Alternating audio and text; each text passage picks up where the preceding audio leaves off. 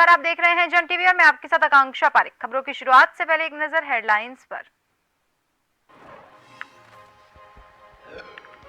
Door to door कचरा उठाने वाले 58 वाहनों की सौगात सीएम पुष्कर सिंह धामी ने दिखाई हरी झंडी। मंत्री प्रेमचंद अग्रवाल, गणेश जोशी और सांसद नरेश बंसल रहे मौजूद।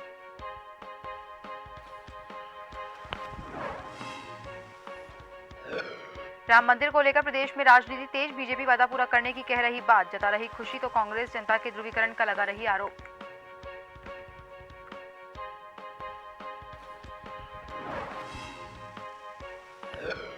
उत्तराखंड में भी किया जा रहा है हिट एंड रन कानून का विरोध। ट्रक और बस चालकों ने किया चक्का जाम, आड़ी तिरछी लगाई गाड़ियां। आम लोगों को हो रही परेशानी, वाहन न मिलने से स्थानीय से लेकर पर्यटक तक परेशान। उत्तराखंड में कोरोना के नए वेरिएंट के मिले हैं 2 केस, दोनों का हो रहा इलाज। कोविड से बचने के लिए स्वास्थ्य महकमा अलर्ट, सावधान रहने की हिदायत। दून अस्पताल में फ्लू ओपीडी शुरू।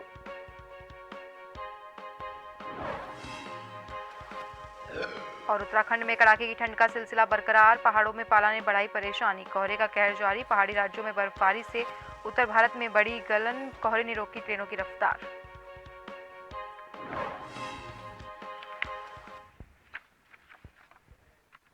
और अब खबरें विस्तार से। मुख्यमंत्री पुष्कर सिंह धामी ने जनपद बागेश्वर के केदारेश्वर मैदान में आयोजित चेली ब्यावरियु कौतिक यानी मातृशक्ति उत्सव कार्यक्रम में हिस्सा लिया। इस मौके पर मुख्यमंत्री ने लगभग 100 करोड़ की विभिन्न विभागों की विकास योजनाओं का लोकार्पण और शिलान्यास किया, जिसमें 19 करोड़ की 11 विभिन्न योजनाओं का लोकार्पण और 81 करोड़ की 26 योजनाओं का शिलान्यास शामिल है। वहीं कार्यक्रम के दौरान मुख्यमंत्री ने विभिन्न विभागों और स्वयं सहायता समूह द्वारा लगाए गए स्टॉलों का अवलोकन किया।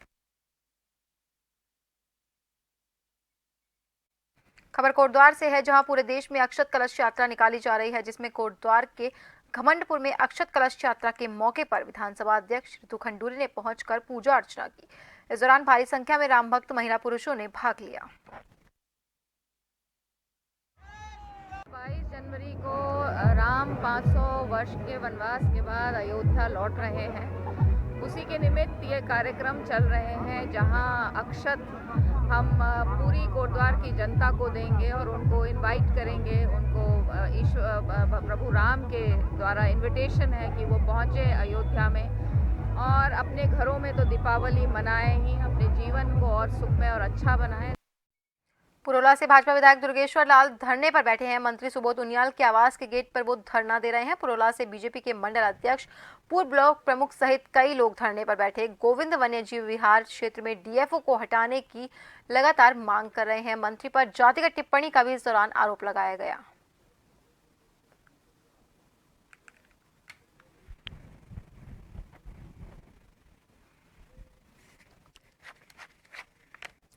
भाजपा के पुरोला विधायक दुर्गेश्वर लाल अपने क्षेत्र की समस्याओं को लेकर तमाम क्षेत्रीय लोगों के साथ वन मंत्री सुबोध उनियाल के आवास पर धरना प्रदर्शन कर रहे हैं। इनका कहना है कि उनके क्षेत्र में तैनात डीएफओ बाधाएं पैदा कर रहे हैं, जिसकी शिकायत वो कई बार मंत्री से करने के अलावा पार्टी फोरम पर भी मुद्दा उठा चुके हैं, लेकिन समाधान नहीं मिल पा रहा। देखिए, आज मैं परेशान होके, आज थक पेट करके मैं आज मुझे इस नौबत में आना पड़ा। ठीक है, सुबोध उनियाल जी ने व्यक्तिगत रंजिश के तहत मेरे विधानसभा में एक साजिश के तहत मेरे क्षेत्र को प्रताड़ित कर रखा है, एक डेपो भेज रखा है, जिसने वहाँ पे जितने भी विकास के कार्य सारे बंद कर दिए, जितनी भी कार्य योजनाएं सारी क्लोज कर दी है, कोई काम नहीं होने दे रहे। और यही नहीं, लोगों पे जो है फर्जी मुकदमे करे जा रहे हैं। ये देखिए, बीडीसी में 3 ब्लॉक पड़ते हैं मेरे यहाँ, नौगांव, पुरोला और आपके मोरी में। तीनों ब्लॉकों में उसके खिलाफ जो है एक जो है अविश्वास प्रस्ताव लाया, निंदा का प्रस्ताव किया।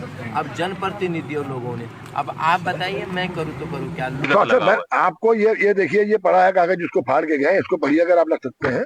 ये लिखा है हॉप के लिए, हॉप पब्लिक पीसीसीएफ के पहिया सीसीएफ गढ़वाल के से 1 सप्ताह में जांच करवा कर रिपोर्ट प्रस्तुत कर।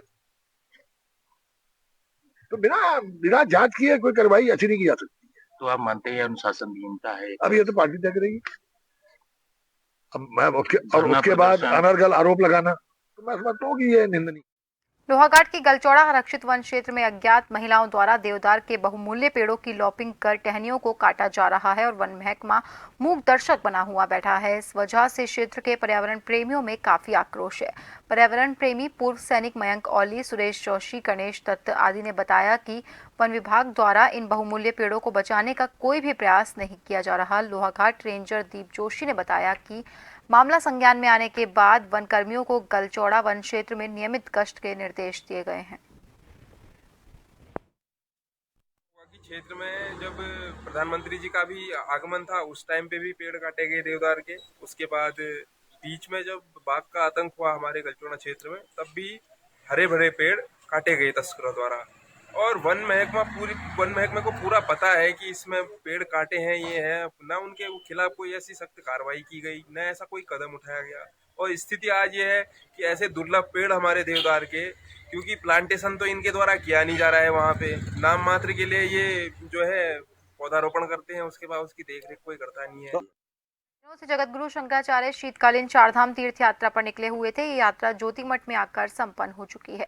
यात्रा पूरी करने के बाद जगतगुरु स्वामी अभिमुक्तेश्वरा आनंद सरस्वती महाराज का ज्योतिमठ पहुंचने पर जोशीमठ नगरवासियों ने फूल मालाओं के साथ भव्य स्वागत किया। ज्योतिमठ में एक विशेष पूजा और भंडारे का आयोजन भी किया गया।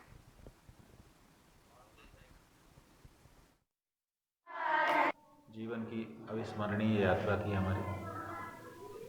लोग कहते थे कि शीतकाल में आप जाएंगे आपको परेशानी हो जाएगी, लेकिन हम तो ग्रीष्मकालीन में उतना आनंद का अनुभव नहीं करते थे यात्रा में जितना शीतकाल के इस यात्रा में अनुभव हमको हुआ। और व्यवहारिक कठिनाई भी कुछ नहीं है। सड़कें भी अच्छी बनी हुई हैं, निवास के स्थान भी अच्छे बने हुए हैं, भोजन की व्यवस्था भी सब जगह बनी ही हुई है। सब मंदिरों में जो शीतकालीन पूजा स्थान है वहाँ पर दिव्य पूजाएं हो रही हैं। रुड़की के मंगलौर कोतवाली क्षेत्र के पठानपुरा मोहल्ला निवासी नजीब नाम की एक विवाहिता की संदिग्ध हालत में मौत हो गई है। दरअसल मामला पठानपुरा का है, जहां विवाहिता की मौत संदिग्ध परिस्थितियों में हो गई, जिसके चलते परिजनों ने आरोप लगाया कि नजीबा की हत्या की गई है। सूचना पर पहुंची पुलिस के द्वारा नजीबा के शव को पोस्टमार्टम के लिए सिविल अस्पताल भेज दिया गया, जहां पर नसीबा के परिजन भी पहुंचे। पुलिस फिलहाल मामले की जांच में जुट गई है। जी, शादी कितने दिन पहले हुई थी लड़की? ये 13 महीने पहले हुई थी जी। अच्छा, क्या हुआ ये लड़की से मारपीट कर रहे थे पहले से ही, दहेज की लगातार मांग कर रहे थे और लड़की को काफी परेशान किया जा रहा था। और अब लड़की को 2 दिन से परेशानी थी, ज्यादा परेशानी के होने के बावजूद दिखाई नहीं लड़की को। जब बिल्कुल मरने हालत होगी जब लड़की को लेके गए, फिर लड़की के साथ में किसी को भी साथ नहीं ले गए। एम्बुलेंस में अकेली लड़की ले गए जेंट्स के साथ, और मरने की माँ बाप को लड़की को कोई खबर नहीं दी गई।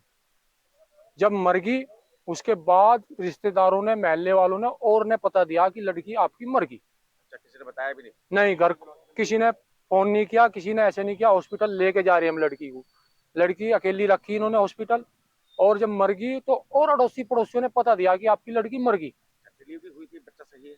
डिलीवरी हुई थी, बच्चा इन्होंने रुड़की रखा हुआ है मशीन में, ना हमें ये बताया कि बच्चा कहाँ किस हॉस्पिटल में रखा है। तो आप कानूनी कार्रवाई करेंगे इसमें? बिल्कुल कानून।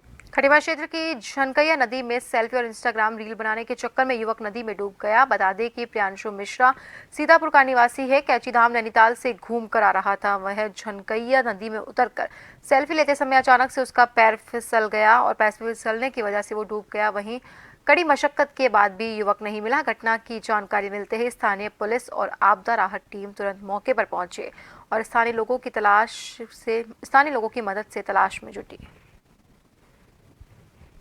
मिश्रा नामक व्यक्ति है, सीतापुर का रहने वाला है। तो कल शाम को ये नैनीताल डिस्ट्रिक्ट से घूम के आ रहे थे, कैंची धाम और जगहों पे घूमने गए थे। तो झनकैया थाने के आगे जो नहर है उसके किनारे ये सेल्फी खींचने गए तो इनका पैर फिसल गया, तो ये नहर में गिर गए। उसके बाद पुलिस ने लोकल ग्रामीणों के साथ काफ़ी खोजबीन की, काफ़ी प्रयास किया, लेकिन नहीं मिले क्योंकि नहर में फ्लो भी काफ़ी है। तो हमने जल पुलिस, आपदा विभाग और SDRF को भी सूचित किया है। तो अभी भी बचाव अभियान चल रहा है। केंद्र सरकार द्वारा बनाए गए हिट एंड रन कानून के विरोध में मंगलवार को लोहाघाट डिपो के रोडवेज चालकों के साथ साथ लोहाघाट के सभी टैक्सी चालकों ने रोडवेज एम्प्लॉय यूनियन अध्यक्ष जगदीश जोशी के नेतृत्व में केंद्र सरकार के खिलाफ नारेबाजी करते हुए प्रदर्शन किया और काले कानून को वापस लेने की मांग करते हुए रोडवेज बसों और टैक्सियों का संचालन ठप्प कर दिया, जिसकी वजह से लोहाघाट और चंपावत से बाहर जाने वाले यात्री परेशान रहे और वापस अपने घरों को लौटे। वाहन चालकों की हड़ताल के कारण मंगलवार को एक भी रोडवेज बस और टैक्सी का संचालन नहीं हो पाया।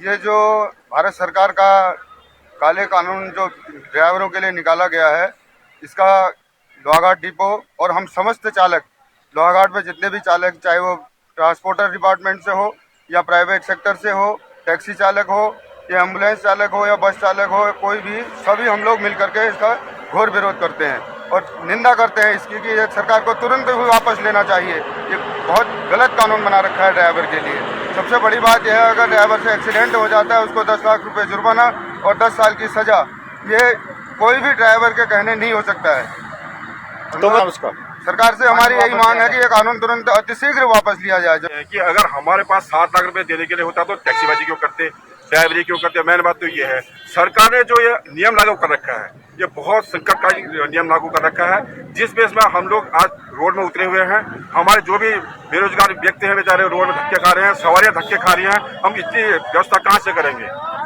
इस व्यवस्था के साथ साथ में और एक बात ये भी है, अगर ड्राइवर एक्सीडेंट होता है, भागता है, सपोज भागता नहीं है, बंद होता है, अगर भागता नहीं है तो मर जाता है, पब्लिक मारती है। अगर पब्लिक मारती है, पब्लिक मारने के साथ साथ में अगर नहीं जाता है, 7-10 साल की सजा और 7 लाख रुपए कहाँ से भुगतान करेगा। खबर देहरादून से है, जहां देश में लागू हुए नए हिट एंड रन कानून के खिलाफ ट्रांसपोर्ट और ट्रक ड्राइवर हड़ताल पर चले गए हैं। भारतीय न्याय संहिता 2023 में हुए संशोधन के बाद हिट एंड रन के मामलों में दोषी ड्राइवर पर 7 लाख रुपए तक का जुर्माना और 10 साल तक कैद का प्रावधान है। इसको लेकर पूरे प्रदेश भर में धरना प्रदर्शन जारी है। इसके साथ ही सभी ट्रांसपोर्ट चक्का जाम कर रहे हैं। वहीं इस पूरे प्रकरण पर राज्यसभा सांसद नरेश बंसल ने बताया है कि सभी ट्रांसपोर्ट और चक्का जाम करने वाले लोग मामले में संयम बरते, इसमें संशोधन भी किया जा सकता है।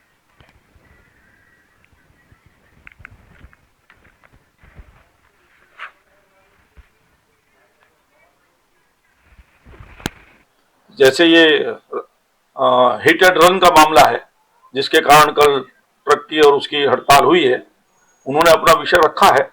अब सरकार उस पर विचार करेगी, आवश्यकता होगी तो संशोधन होते हैं, समाज के लिए होते हैं। उस पर विचार विमर्श की आवश्यकता है कि वो किस पृष्ठभूमि में लाया गया, किस लिए लाया गया, उसका उद्देश्य क्या है। जब इस सब पर विचार होगा तो उसके अनुसार सरकार निर्णय करेगी।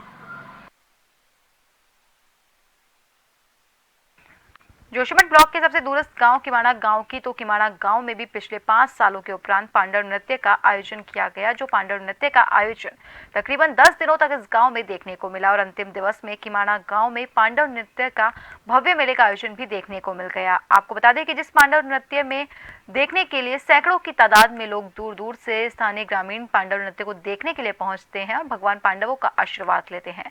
बता दें, इन दिनों पहाड़ों में कड़ाके की ठंड महसूस की जा रही है, लेकिन इस कड़ाके की ठंड में भी किमाड़ा गांव में पांडव नृत्य का 10 दिनों का लगातार रात्रि के वक्त आयोजन जारी है।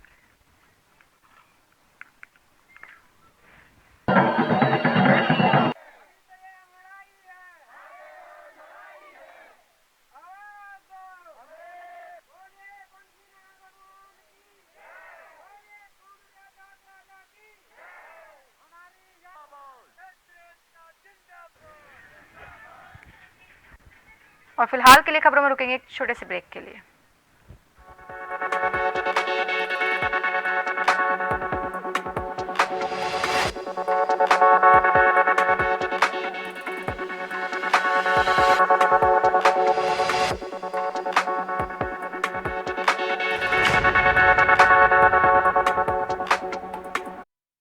सड़क पर कोई भी वाहन नहीं चलेगा, जिसकी स्वयं जिम्मेदार सरकार होगी। इस हड़ताल के चलते बाहर से आए लोगों को वाहन न मिलने की वजह से खासा परेशान भी देखा गया। अब ये बीमे इन्होंने 3-4 हज़ार के बीमे थे, आज 50-50, 60-60 हज़ार के बीमे करा दिए। ये एक्सीडेंट की वजह से तो है, जो एक्सीडेंट होएगा तो ये बीमे वाले भुगतेंगे। यदि ये ड्राइवर और कंडक्टर भुगतने लगे या मालिक भुगतने लगे तो ये तो खजाना ही खाली हो जाना तो काम ही क्या करेंगे ये? जहाँ कोई बीमा नहीं भरेगा, कोई फिटनेस ही करेगा। फिटनेस 3,000 की फिटनेस थी, 15,000 की फिटनेस कर दी इन्होंने। कभी ये लगा दे सब चीज फ्री कर दो ना, तो फिर सजा भी आपने आप भुगतेगा जब कुछ नहीं होगा तो। सर की 3 दिन के लिए बिल्कुल चक्का जाम करा गया है देश में, और वो इसलिए किया गया है कि जो केंद्र सरकार ने कानून बनाया है हिट एंड रन का, उसको किसी तरीके से नहीं माना जाएगा, क्योंकि वो ड्राइवर के हित में नहीं है। क्योंकि अगर ड्राइवर ट्रीटमेंट के लिए एक्सीडेंट होने के बाद ट्रीटमेंट के लिए लेके आता है तो उसको पब्लिक मार देगी। होता अक्सर यही है, पब्लिक मार देती है उसको, और अगर वो नहीं बचाता है, भागता है, तो सरकार मार रही है। 10 साल की सज़ा अगर ड्राइवर काटेगा तो वो क्यों गाड़ी चलाएगा, और उसके पास अगर 5 लाख रुपए होंगे तो वो क्यों गाड़ी चलाएगा। कोई भी बिजनेस कर सकता है। भारतीय सेना में अपनी अलग पहचान रखने वाली 18 कुमाऊं रेजिमेंट के पूर्व सैनिकों ने अपना 48वां स्थापना दिवस धूमधाम से मनाया। इस मौके पर पूर्व सैनिकों ने सेना में बिताए पलों को याद किया और 18 कुमाऊं रेजिमेंट की गौरवशाली यादों को भी साझा किया। 1 जनवरी 1976 को 18 कुमाऊं रेजिमेंट की स्थापना की गई थी। बता दें, कुमाऊं रेजिमेंट के 13 सदस्यों ने सुंदर डूंगा घाटी के दुर्गाकोट चोटी को फतेह किया था।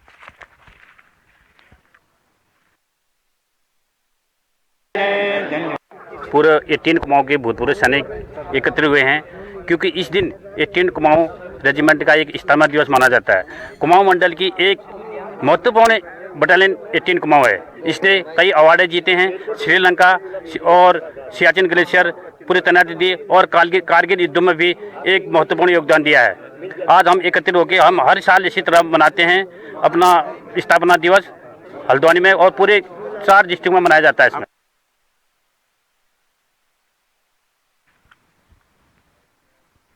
राम मंदिर निर्माण को लेकर राजनीति भी तेज हो गई है। जहां भाजपा अपना वादा पूरा करने की बात कह रही है, तो वहीं पूर्व नेता प्रतिपक्ष प्रीतम सिंह ने भी भाजपा सरकार पर आरोप लगाते हुए कहा कि भाजपा की चाल, चरित्र और चेहरा देश की जनता को ध्रुवीकरण करने को कह रहा है।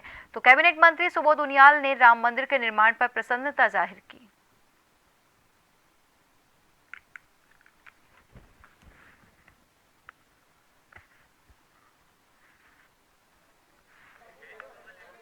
नहीं, देखिए, ये तो भाजपा का चाल, चरित्र, चेहरा रहा है कि जब देश में और प्रदेशों में चुनाव होते हैं तो उस समय वो ध्रुवीकरण का रास्ता अख्तियार करने का काम करते हैं। सरकार के पास ये कहने के लिए नहीं है कि 5 वर्षों में केंद्र की सरकार की क्या उपलब्धियां रही है, इसलिए आज फिर से ध्रुवीकरण के रास्ते पर जो है सरकार चल रही है, और मैं समझता हूं कि ये देश के लिए सुखद नहीं है। बात की जाए तो कहीं ना कहीं ये भाजपा के एजेंडे का था, तो और इस समय इन्होंने विरोध किया था, तो अब आज ये इसको निजी एजेंडा बोलते हुए इनको कहीं ना कहीं अपने गिरबान में झांकना चाहिए, लेकिन वो कोई निजी एजेंडा नहीं है। भारत के प्रधानमंत्री पूरे देश के प्रधानमंत्री होते, किसी दल के प्रधानमंत्री नहीं होते। तो प्रधानमंत्री जी के द्वारा इसको किया जा रहा है, तो इसको लेकर के मैं समझता हूँ विपक्ष को किस तरह की शंका नहीं करनी चाहिए।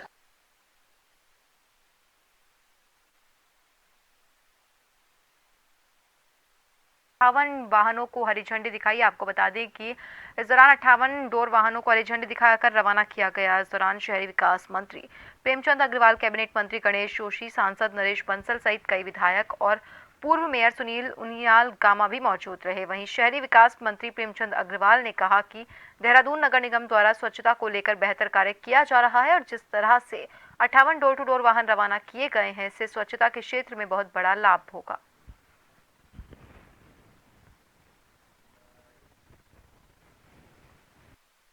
देखिए, देहरादून नगर निगम स्वच्छता की दृष्टि से बहुत अच्छा काम कर रहा है, लेकिन उसके बावजूद अभी हमें आवश्यकता है कुछ और वाहनों की। स्वच्छ भारत मिशन के अंतर्गत 58 डोर टू डोर वाहन आज माननीय मुख्यमंत्री जी के द्वारा उनको रवाना किया गया। हमारा प्रयास है कि जिस प्रकार से माननीय हमारे यशस्वी प्रधानमंत्री आदरणीय मोदी जी का बहुत ड्रीम प्रोजेक्ट है कि हम अपने हर क्षेत्र को जहाँ हम रहते हैं उसको स्वच्छ रखें, साफ रखें। उसी दिशा में आज लोगों में जागरूकता भी बढ़ी है, स्वच्छता भी है। और फिर हमारा शहरी विकास विभाग निश्चित रूप से कोशिश करता है कि हर जगह हम इस प्रकार के एक नवाचार भी करें और साफ़ सुथरा भी करें। पिछली बार जिस प्रकार से आप जानते हैं कि हमें पहली बार उत्तराखंड को 7 स्वच्छता में पुरस्कार मिले थे, इस बार भी हम कोशिश करें कुछ अच्छा हम लोग करें।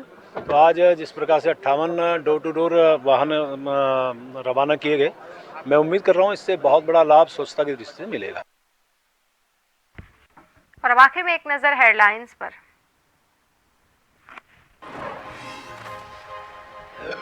डोर टू डोर कचरा उठाने वाले 58 वाहनों की सौगात सीएम पुष्कर सिंह धामी ने दिखाई हरी झंडी। मंत्री प्रेमचंद अग्रवाल, गणेश जोशी और सांसद नरेश बंसल रहे मौजूद।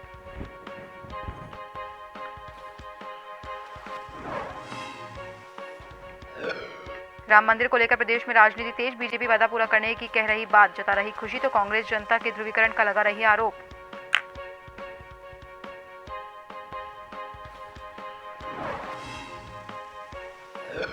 उत्तराखंड में भी किया जा रहा हिट एंड रन कानून का विरोध। ट्रक और बस चालकों ने किया चक्का जाम, आड़ी तिरछी लगाई गाड़ियां। आम लोगों को हो रही परेशानी, वाहन न मिलने से स्थानीय से लेकर पर्यटक परेशान।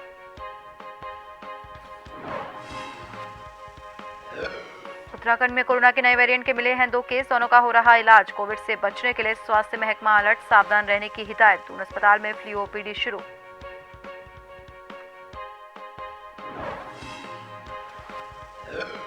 और उत्तराखंड में कड़ाके की ठंड का सिलसिला बरकरार। पहाड़ों में पाला ने बढ़ाई परेशानी, कोहरे का कहर जारी। पहाड़ी राज्यों में बर्फबारी से उत्तर भारत में बड़ी गलन, कोहरे ने रोकी ट्रेनों की रफ्तार।